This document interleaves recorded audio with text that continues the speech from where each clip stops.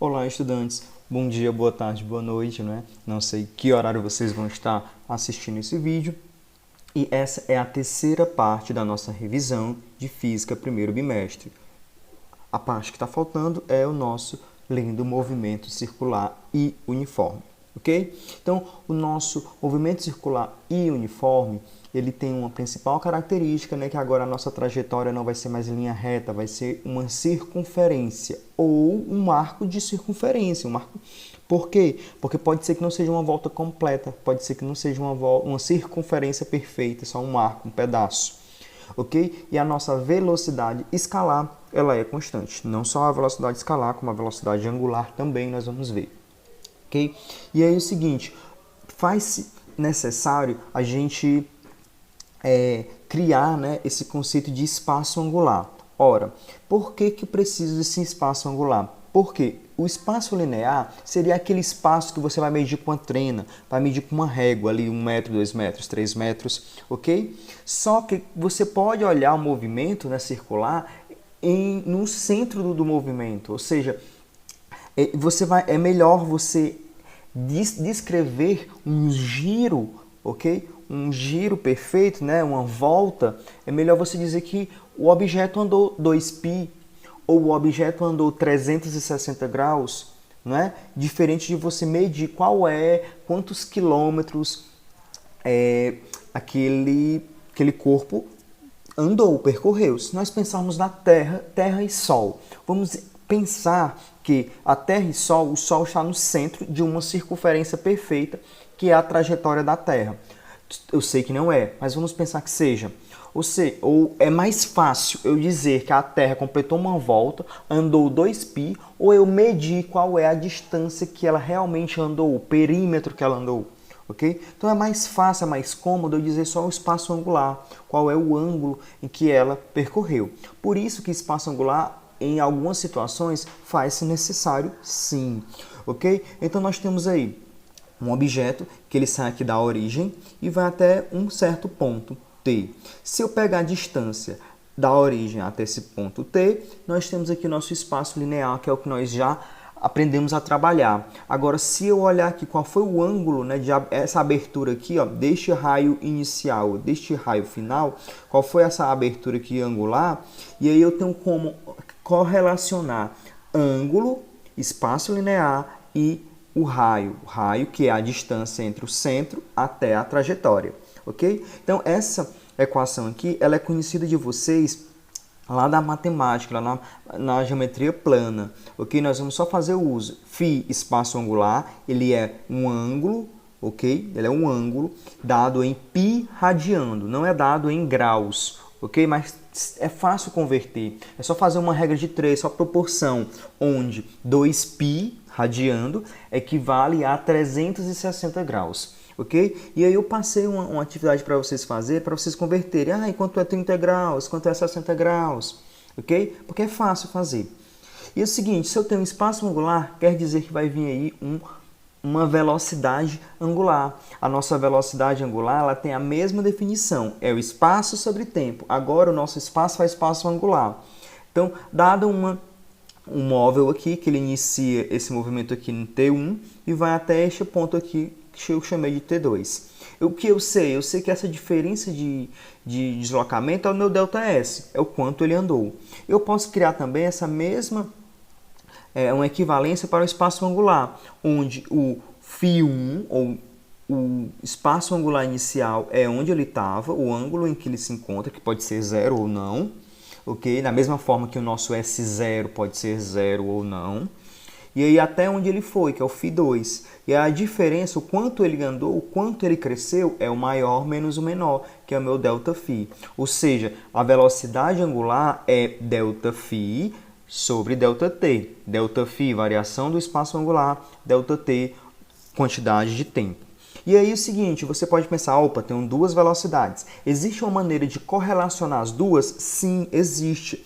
A minha velocidade angular é a minha velocidade linear dividido por r, ok? Essa equação é muito fácil de chegar, mas agora nós não nos importa muito, ok? E aí é o seguinte, você pode pensar, professor, e se esse meu espaço angular for uma volta inteira? E aí, E esse ΔT vai ser o quê? Vai ser o tempo de uma volta inteira.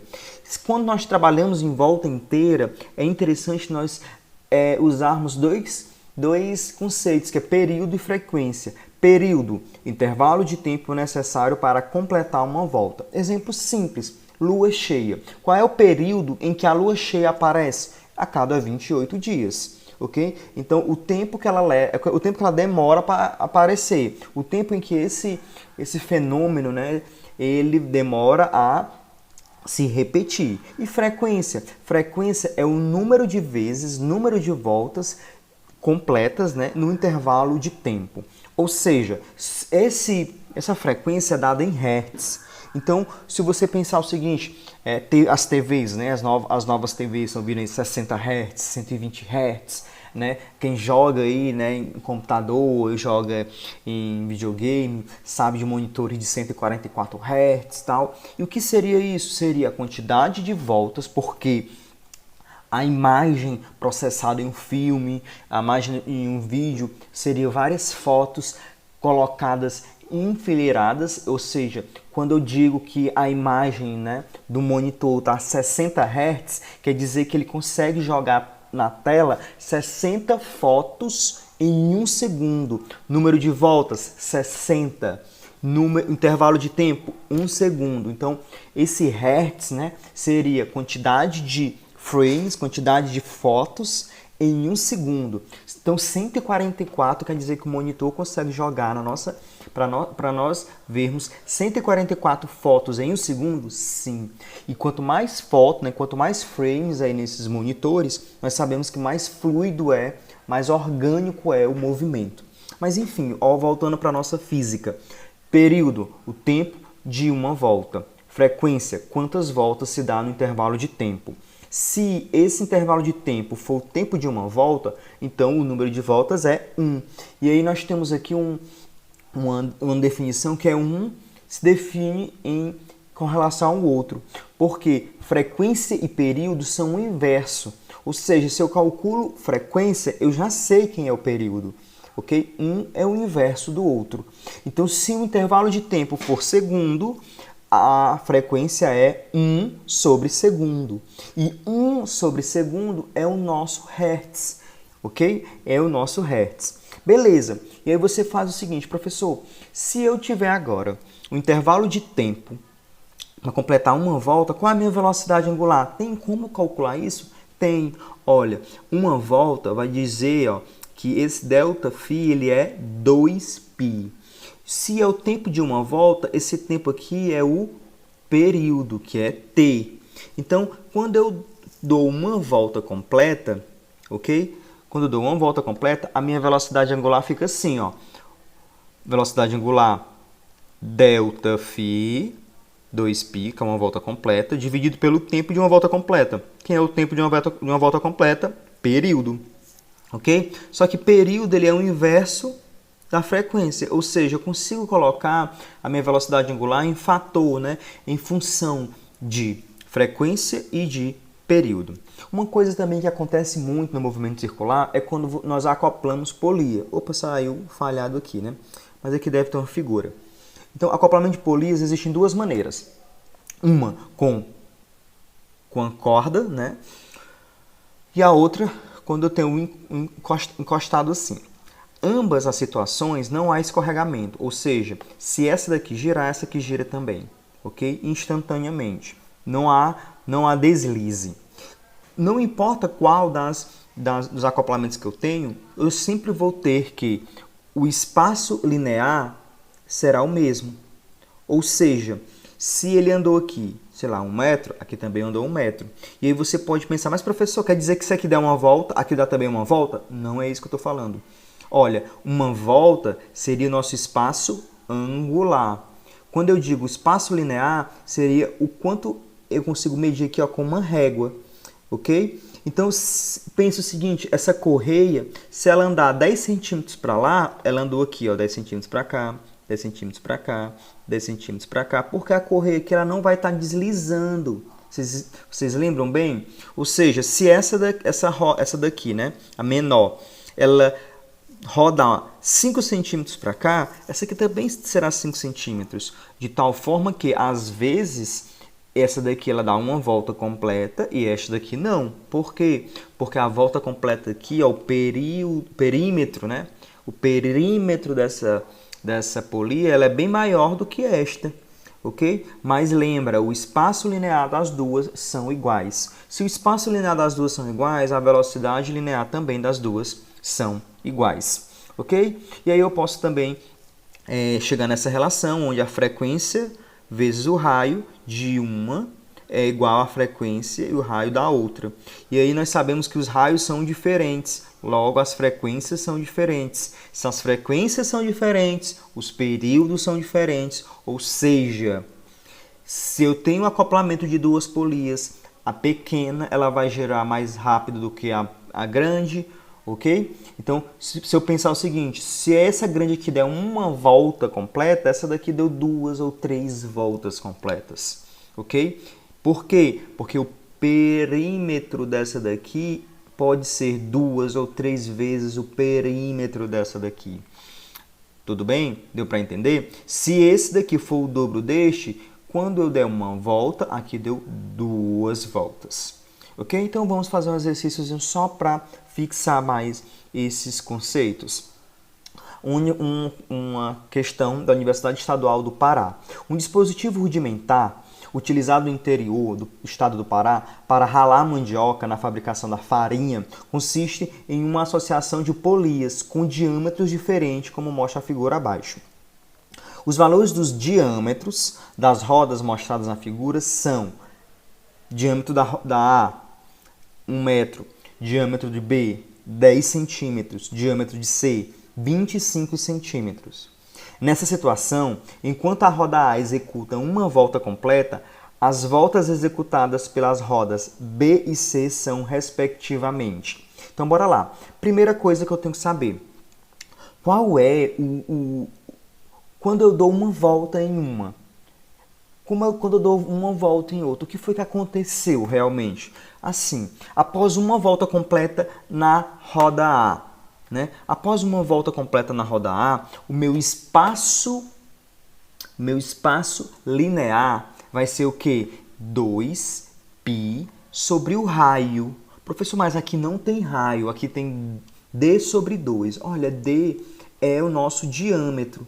E o raio, essa distância do centro à borda, que é o raio, ele é a metade do diâmetro, que ele é inteiro. Ou seja, eu estou dizendo o seguinte, quando essa roda A der uma volta completa, o nosso espaço linear, que é esse espaço da corda, deve ter andado 2πr, que é o perímetro de uma circunferência. Só que o raio é a metade do diâmetro, ok? Então, 2 dividido para 2 dá 1. Quem é o DA? Não é 1 metro? Então, vai ficar 1 vezes π, que é o próprio π. Ou seja, o espaço linear que A vai andar em uma volta vai ser π. Tudo bem? Deu para entender? Vamos usar o mesmo raciocínio agora para a roda B. Para a roda B, 2πr. Só que R é a metade do diâmetro. Tudo bem? Vamos lá. 2 dividido por 2 fica π vezes o diâmetro. Ok? Só que o diâmetro, quanto é? É 10 centímetros. Ou seja, o que é 10 centímetros? É 1 metro dividido por 10. 10 centímetros é 1 metro dividido por 10. Então, eu coloquei assim, π dividido por 10. Por quê? Porque se fosse só π, o diâmetro aqui seria 1. Mas não é 1 metro. É a 10ª parte de 1 metro, ou seja, π sobre 10. Tudo bem até agora? Deu para entender? Mais uma vez, o que foi que eu estou fazendo aqui? Eu estou colocando o espaço linear de uma volta em A. Quem é o espaço linear? É o perímetro da roda A.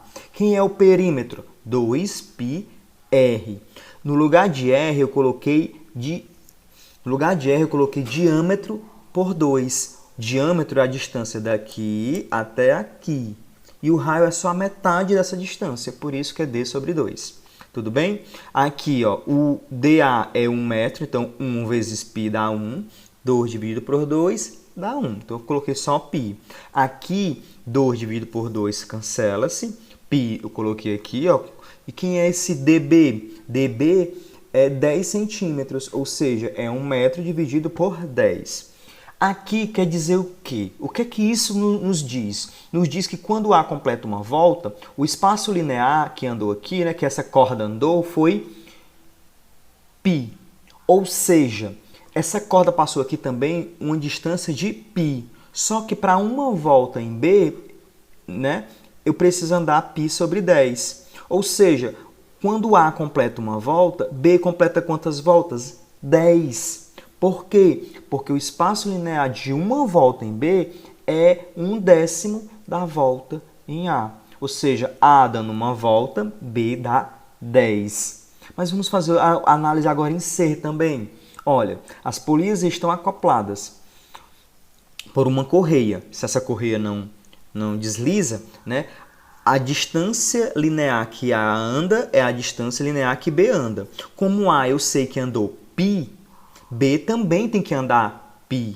Só que para ela andar uma volta é π sobre 10. Ou seja, se eu somar aqui 10 vezes π sobre 10, vai dar π.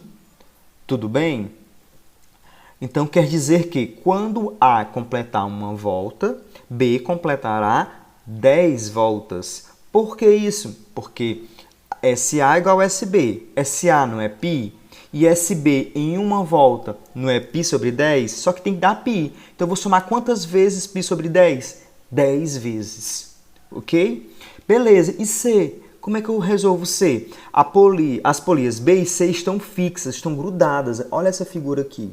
Ou seja, quando B dá uma volta, C também dá uma volta. Ou seja, o número de voltas dela independe do diâmetro, porque elas estão grudadas. Ok? Então, se B deu 10 voltas enquanto A dá uma volta, C também deu 10 voltas. Ou seja, a nossa resposta correta é o nosso item A de amor. Então, tchau, tchau, galera. Só isso mesmo. Essa breve revisão do movimento circular. Espero que todos tenham entendido. E até a próxima semana aí com um pouco mais aí de movimentos. Aí nós vamos para os movimentos em campo gravitacional. Bye, bye, bons estudos e se cuidem.